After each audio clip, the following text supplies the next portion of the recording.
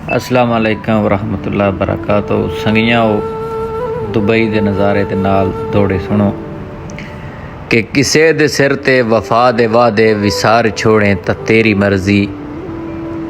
हया दी राह च दीवार फेंक दी असार छोड़े तो तेरी मर्जी।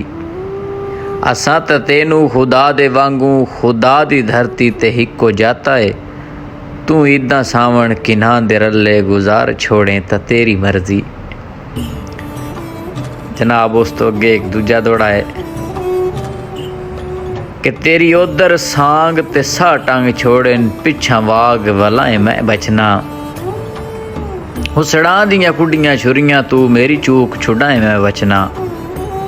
ते मुड़ शुरू वांगू बकिया जिंदगी रले दर्द निभाए मैं बचना। वैसे उंज तां बचना हड़का कोई नू जे शक्ल विखाए मैं बचना।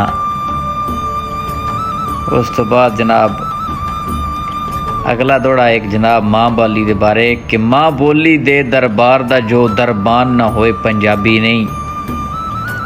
ये जनाब रोड है खवानिज रोड, गड्डी एयरपोर्ट वाल जा रही है।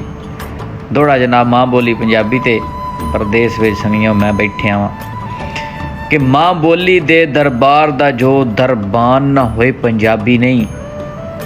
जिन्नू बेरा विच धरकोने दी पहचान ना होए पंजाबी नहीं।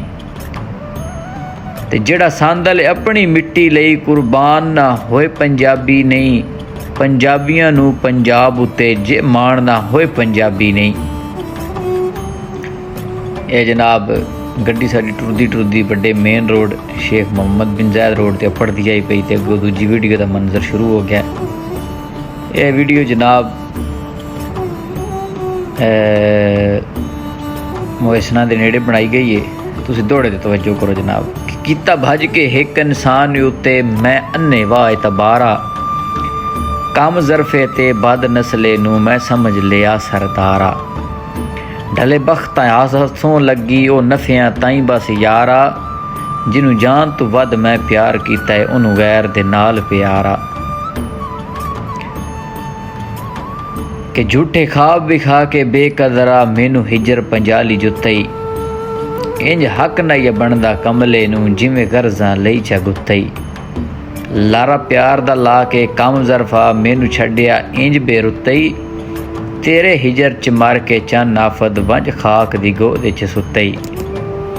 जनाब वीडियो अगली दा मनाजर खवानिज तो शुरू हो गया है ते जनाब थोड़ा आखिरी हो जाए मेरे हिसाब नाल कि मैथे गुरबत वेख के सज्जन मेरे मैथों यकदम मुख परता गए। मेरी फुल्लां जी नाजक जिंदड़ी नू ओ रोग हिजर दा ला गए। औखे डंग रिजवान ताए आउंदे रहिंदे न एडी जल्दी चूक छुड़ा गए। सारी जिंदगी ज़हन तो ना लासी।